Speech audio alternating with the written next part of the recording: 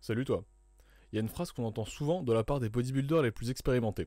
Au bout de 5, 10, 15 ans de pratique, si on s'entraîne avec assez d'intensité pour voir des résultats, il est inévitable qu'on se blesse au moins une fois. Mais est-ce que c'est vrai? Honnêtement, oui.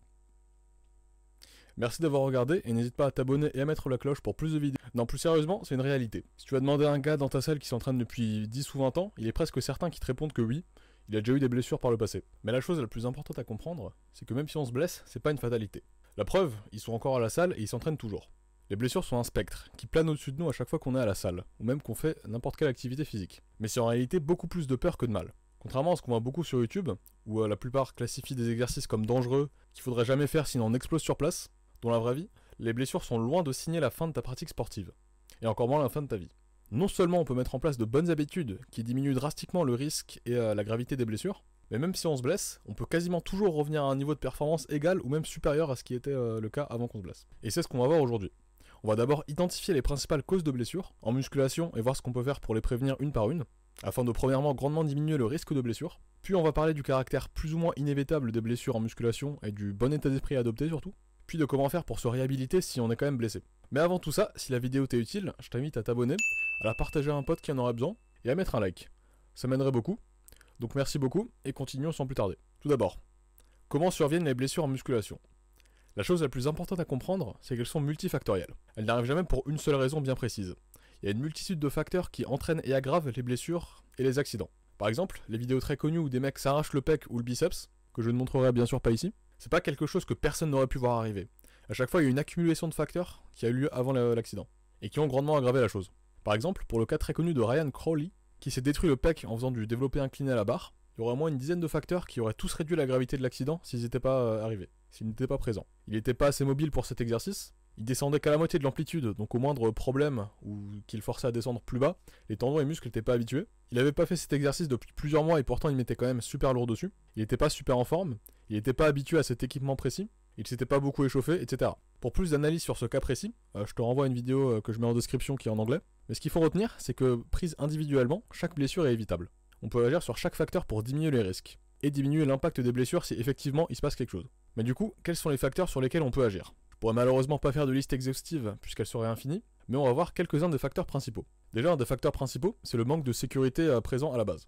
Donc il faut avoir en place un dispositif de sécurité, pour éviter le pire en cas de problème. Donc si on squatte, il faut le faire dans les cages à squat, avec les sécurités mises à la bonne hauteur. Comme ça, en cas de chute ou de perte d'équilibre, ou d'échec musculaire inattendu, on évite de se faire écraser le dos ou la nuque par la barre, qui se fait rattraper par le métal plutôt que par ses os. Et rien que ça évite les plus grosses blessures, donc je t'invite à le faire pour vraiment toutes les séries. Et pas que pour les squats, aussi pour d'autres exercices comme les développés couchés ou les développés militaires. En gros, tous les exercices où tu pourrais vite être bloqué sous la barre. Et si c'est pas possible, par exemple comme si tes racks, ou comme les miens, peu ou pas de sécurité sur le côté, il vaut mieux avoir quelqu'un à proximité prêt à t'aider en cas de pépin. Ou agir sur les autres causes qu'on verra ensuite. Mais en tout cas faire particulièrement attention. Dans cette catégorie entre aussi le fait d'avoir du matos de qualité, qui risque pas de se casser et de te blesser dans le processus.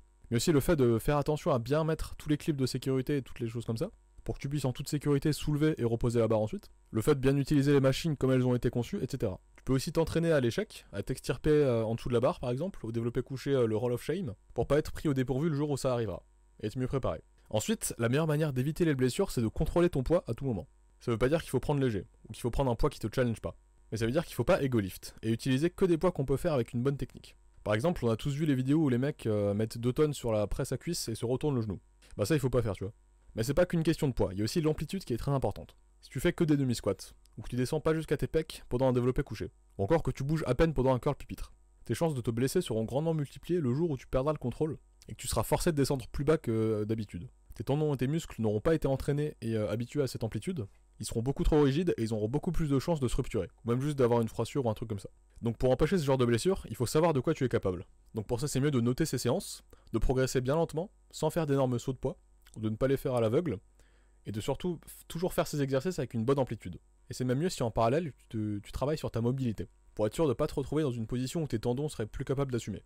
Mais si tu veux pas faire d'exercice en plus de ta musculation uniquement pour ton agilité, alors c'est encore plus important de bien étirer les muscles et les tendons au cours des exercices eux-mêmes. Donc toucher tes pecs pendant que tu fais du développé couché, bien descendre au squat, etc.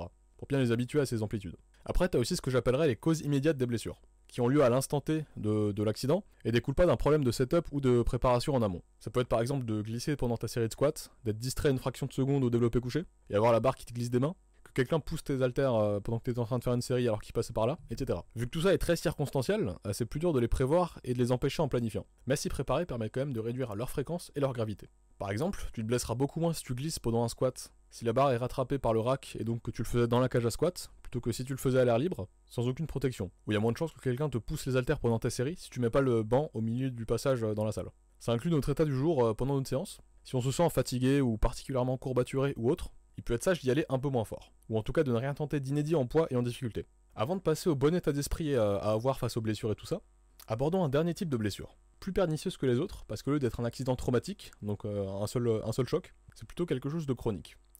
Je parle des blessures d'usure. C'est ce qui arrive quand on utilise trop une articulation d'une certaine manière, qu'on fait trop de volume avec trop d'intensité et le tout pendant trop longtemps. Ça peut devenir un facteur dans une blessure plus grave, mais la plupart du temps c'est juste une douleur constante ou presque, qui empêche de sereinement faire un mouvement. En gros c'est la cause des tendinites et de tous les problèmes un petit peu similaires. Pour éviter ce problème, c'est un peu plus complexe que les autres, parce que ça nécessite de planifier à plus long terme, et d'ajuster son programme selon ses zones sensibles à chacun. Par exemple, moi mes poignets chopent très vite des tendinites si je ne les échauffe pas assez, donc j'intègre des exercices moins durs pour l'articulation des poignets. Mais pour quelqu'un qui aurait pas ce problème, il aurait beaucoup plus de liberté sur ce plan-là. Il faut éviter de trop faire le même mouvement à une haute intensité pendant trop longtemps. Par exemple, si tu fais du développé couché à la barre pendant des années 2 fois par semaine, avec un poids plutôt lourd proche de ton max, au bout d'un moment tu auras sûrement des problèmes à l'épaule ou au coude qui te feront un petit peu mal.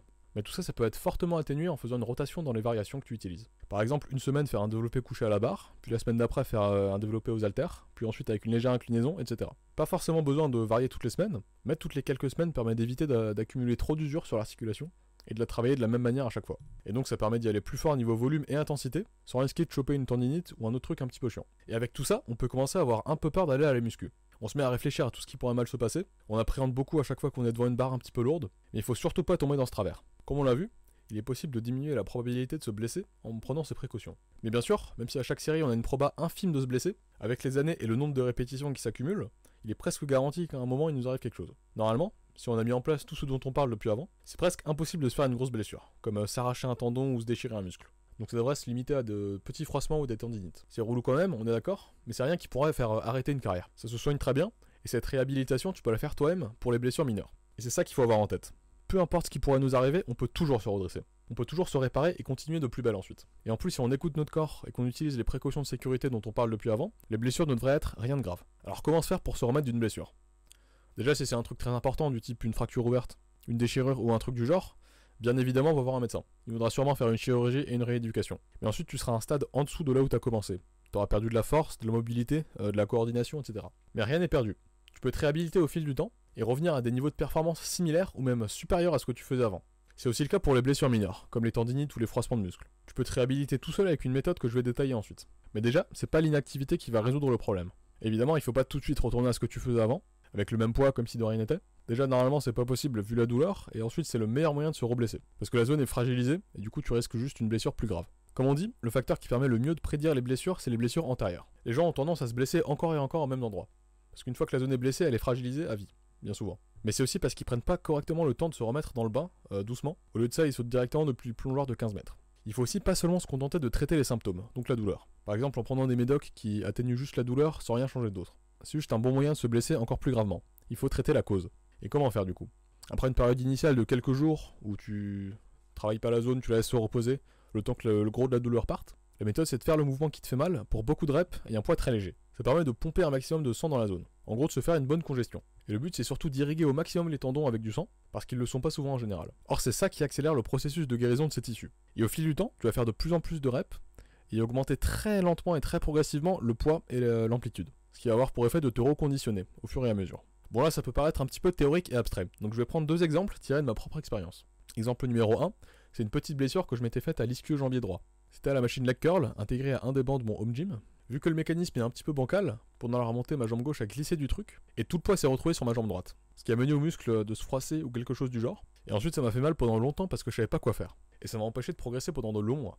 Et deuxième exemple, sûrement la blessure la plus importante que je me suis faite jusqu'à maintenant, c'était pendant un match de bras de fer, j'ai dû forcer trop fort, et avec une mauvaise technique, parce que je m'y connais pas du tout en bras de fer, et le lendemain j'avais super mal au poignet et au coude. Le coude s'est vite passé, mais le poignet m'a fait mal pendant longtemps. Pour tous les mouvements qui utilisaient les poignets pour soutenir le poids, comme les développés couchés ou les développés militaires par exemple, j'avais super mal, et je pouvais pas faire sans des protèges poignets, même avec un poids très léger. Et c'est là que j'ai commencé à me réhab tout seul. Dans les deux cas, j'ai appliqué la technique que je te décrivais plus tôt. Donc pour les ischios, j'ai fait du leg curl avec beaucoup de répétitions et un poids très bas. ça me donnait des énormes congestions et j'avais beaucoup moins mal après. J'ai commencé par 10 kg, ce qui est vraiment pas beaucoup, pour 3 séries de 20 reps. L'amplitude complète n'était pas un problème dans mon cas, donc j'ai directement fait au maximum en étirant mon genou jusqu'en bas. Et très lentement au fil des semaines, j'ai monté le poids, jusqu'à 15 puis 20 kg. Et j'ai aussi fait plus de reps, jusqu'à faire des séries de 30. Et du coup, tu l'as compris, c'était pas dans un but d'hypertrophie ou de prise de force, mais juste de réhab. Et au fil des semaines, j'ai eu de moins en moins mal, jusqu'à ce que la douleur disparaisse complètement. J'ai alors réintégré des séries plus difficiles, avec un poids plus haut et des reps plus basses. Mais j'ai vite recommencé à sentir un inconfort dans la zone. Du coup, j'y suis allé très doucement dans la progression, et j'ai conservé une séance par semaine de réhabilitation, où je faisais des séries de 30 reps à 20 kg qui renforcent progressivement les tendons, pour éviter toute reblessure. Pour les poignets, c'était plus galère. Je m'étais peut-être fait une petite entorse ou un truc du genre, mais en tout cas, ils me faisaient constamment mal, et ils m'ont quasiment empêché de faire pas mal de mouvements. Ça se voit d'ailleurs sur certaines vidéos de mes séries, où j'ai un bras qui monte plus vite que l'autre parce que j'avais mal au poignet. C'était pour ça. Mais j'ai du coup appliqué la même méthode, avec 2 exercices au lieu d'un seul, puisque les poignets ont plus de fonctions que le genou. J'ai fait des finger curls, dont j'ai déjà parlé dans une autre vidéo, pour travailler la flexion du poignet. J'ai commencé très doucement à 4 kg je crois, et j'ai d'abord augmenté l'amplitude jusqu'à tirer au maximum mes avant-bras en bas, avant de monter en poids très lentement. Toujours pour des reps plutôt élevés, donc de 15 à 20 minimum. Et aujourd'hui je fais cet exercice en série à 20 kg, donc bien plus qu'avant ma blessure, rien n'est jamais fini. En complément je faisais aussi du wrist extension, pour l'extension du poignet, qui me faisait en général moins mal, mais qui était quand même problématique. Là c'était plus compliqué de monter en poids, mais je suis quand même monté à 10 kg pour des séries de 15, et je peux maintenant faire toutes mes séries sans douleur. Avec tout ça, tu devrais progressivement pouvoir te réhabiliter, mais tu peux aussi faire autre chose que les mêmes exercices que tu faisais déjà en musculation, mais juste avec des reps élevés et un poids très bas. Je parle d'exercices spécifiques pour la mobilité ou d'étirement. J'en ai aussi utilisé pour ma réhabilitation des poignets. J'entraînais la supination et la pronation avec un bâton, puisque ça me faisait aussi mal, et je pense que ça m'a beaucoup aidé. Mais si tu ne veux pas en plus rajouter ce genre d'exercice, tu devrais pouvoir t'en tirer avec des exos de musculation classiques. Mais du coup, pour avoir cet même effet d'étirement lesté, c'est important d'avoir une amplitude maximale. Mais du coup, pour faire le lien avec ce qu'on disait avant, j'aurais aussi pu m'empêcher d'avoir ces blessures. Ou en tout cas les rendre moins graves. C'est par ma faute qu'elles sont arrivées. Pour l'ischio, j'aurais pu faire plus attention au vu du setup qui était déjà un peu bancal. Et pour le poignet, j'aurais pas dû me donner autant à fond après une séance. Donc dans un état déjà fatigué, pour un sport où j'y connaissais rien. Ça montre aussi que même en étant prudent, inévitablement on est humain et on fait des erreurs. On baisse sa garde et on laisse quelques facteurs passer sans qu'on s'en rende compte. Des fois sans conséquence et des fois ça mène à des blessures. Mais c'est aussi pour ça qu'il faut faire attention. Puisque c'est inévitable qu'on laisse passer de temps à autre certaines choses, il est essentiel de mettre en place toutes les autres précautions possibles pour éviter le pire. Et dernier mot avant le bilan, tout cela est valable, peu importe les circonstances. Par exemple, avec l'âge, le corps se répare de moins en moins vite. Donc la réhab prendra sûrement plus de temps, mais c'est toujours possible de revenir à un niveau similaire à celui d'avant la blessure. Bien sûr ça je l'ai pas encore personnellement vécu, j'ai pas encore trop vieilli, mais dans tous les cas tu peux toujours aller mieux en faisant les bonnes choses. Et voilà pour cette vidéo plutôt complète sur la prévention et le traitement des blessures en musculation. C'est comme ça que j'ai jusqu'ici évité les blessures les plus graves, et que je me suis réhabilité les quelques blessures mineures que j'ai déjà connues. Si de ton côté, après tout ça, un doute subsiste, n'hésite surtout pas à contacter un médecin compétent. Et surtout, si tu t'es blessé de façon plutôt importante, ça te sera sûrement très utile. Si cette vidéo t'a appris des trucs, je t'invite à t'abonner, laisser un commentaire si t'as une quelconque question, la partager, et aller voir les autres vidéos de la chaîne, comme celle sur les supersets, qui devraient s'afficher à l'écran. Merci d'avoir regardé, c'était Soub, et à la prochaine.